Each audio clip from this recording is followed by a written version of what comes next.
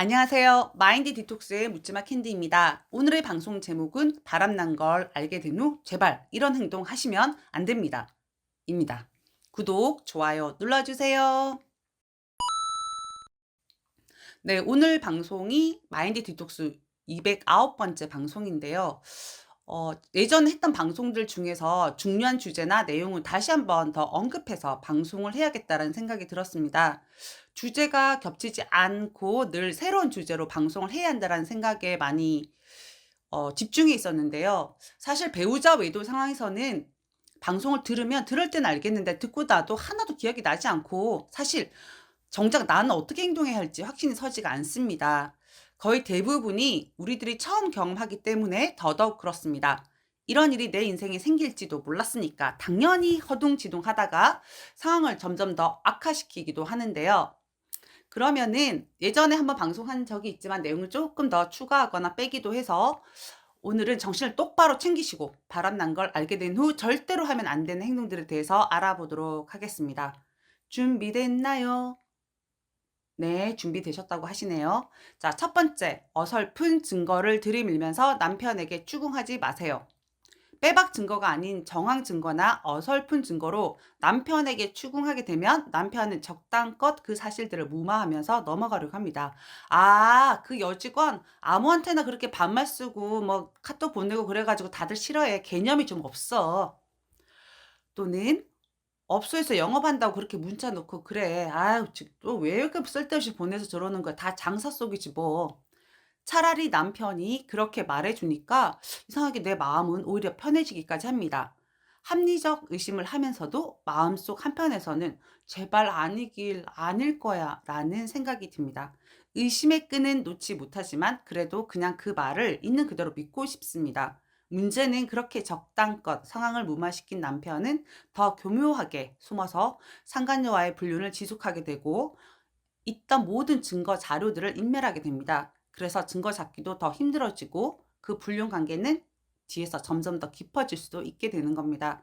그래서 꼭 필요한 건 100번 말해도 모자라지 않죠? 포커 페이스입니다. 절대로 드러내지 마시기 바랍니다. 두 번째, 스스로 정리하겠다는 남편의 말을 절대로 믿지 마세요.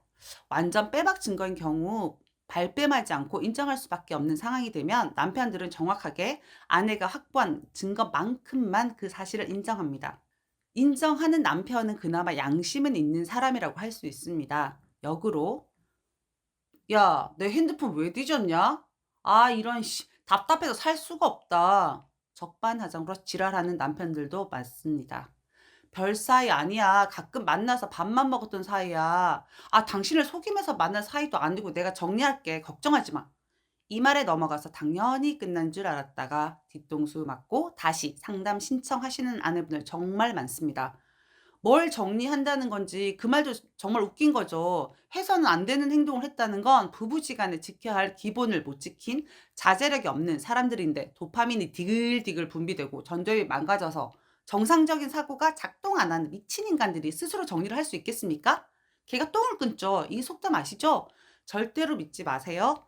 믿을 사람은 오직 나 자신뿐입니다. 세 번째, 일찍 퇴근하고 잘해주는 남편에게 넘어가지 마세요. 이런 코로나 상황에서도 매일 모임이다, 회사 일이 많다 등 갖은 핑계를 대며 늦게 퇴근하던 남편들이 왜 바람이 들키고 나면 그렇게 칼퇴근을 할까요? 왜 집에 와서 설거지를 하고 왜 여행을 가자고 지랄을 하고 왜 아내 눈치를 살피는 걸까요? 아내분들은 저한테 너무 미안해서 그러는 것 같아요. 진짜 다 정리해서 만날 시간도 없고요. 남편 동선도 너무 정확해요. 회사 가는 시간 빼고는 하루 종일 저랑 붙어 있어요. 걱정 안 해도 된다고요. 그래서 소송이니 박살이니 뭐 해 가지고 복잡하게 일을 벌리고 싶은 마음도 사라지고 그냥 나한테 잘해 주는 남편, 현재의 남편만 믿고 싶어집니다. 그리고 믿습니다.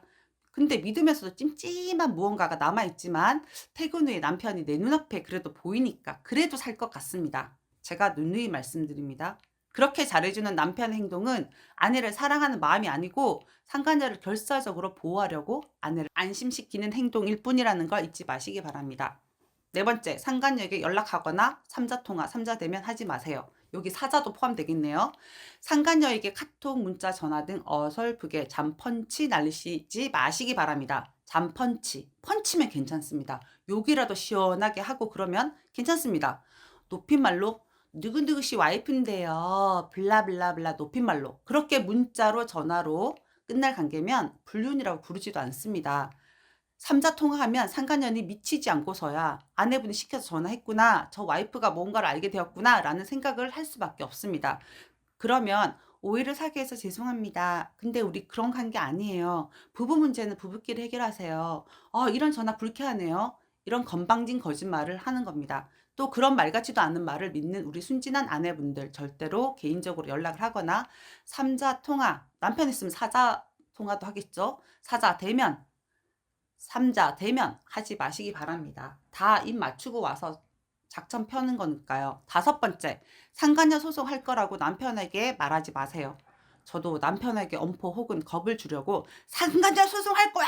라고 많이 그랬습니다. 일단 증거가 나와도 포커페이스 하셔야 되고 소송 준비를 하더라도 표시를 내면 안 됩니다. 아무런 대비를 하고 있지 않을 때 설마 할 때 소장이 도달하면 정확한 반응도 알 수 있고 그만큼 충격도 커지는 거거든요. 상간녀 소송은 상간녀에게 하는 것이니까 남편에게 소송한다 어쩐다 분하니까 그런 말 할 필요 1도 없습니다. 나중에 소송해서 이렇게까지 일을 벌려도 되는 거야? 이런 말 나온다니까요. 상간녀 소송한다는 거 남편에게 말하지 마세요. 남편은 소외인입니다. 소랑 상관없는 사람입니다. 여섯 번째, 주변 사람들에게 알리지 마세요. 뭐 어떻게 할지 모르니까 답답해서 너무 괴로워서 말해 놓고 나면 나중에 후회하는 분들이 진짜 대부분이거든요. 주변 사람들한테 알리지 마시고 그냥 저한테 상담 신청하시기 바랍니다. 네. 남편이랑 이혼할 거면 말해도 됩니다. 뭐 사실 이혼할 거면 이혼할 거라도 말할 필요가 있을까요? 제 남편 바람 펴서 이혼했다. 뭐 그닥 좋은 소리는 아니잖아요.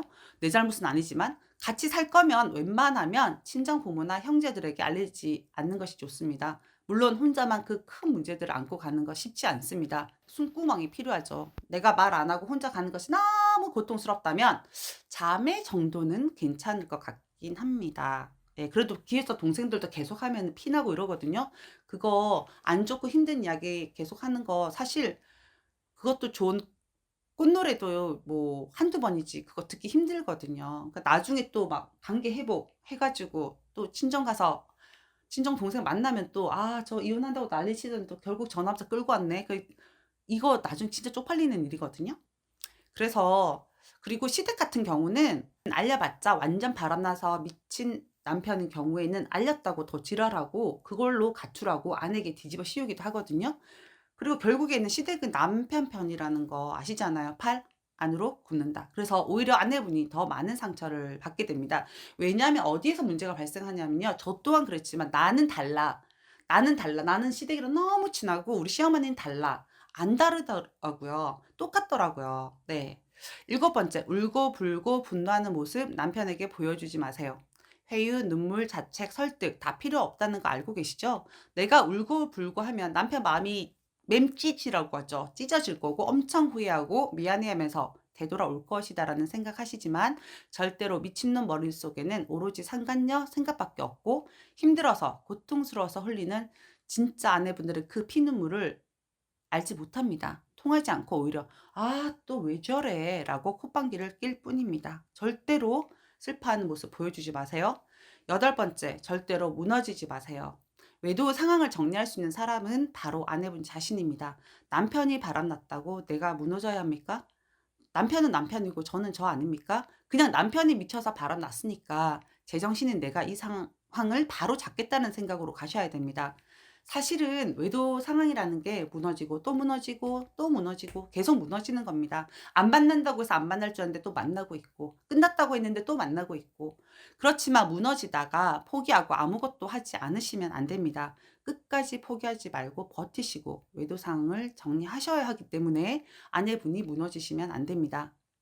네. 8가지로 알아봤는데요. 외도 상황을 알게 되면 일단은 포커페이스를 하시고 '이 문제를 해결할 수 있는 사람은 나 자신뿐이다.'라는 마음으로 정말 독하게 견디셔야 합니다.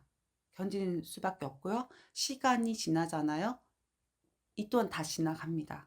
네. 오늘 방송은 여기까지 하도록 하겠습니다.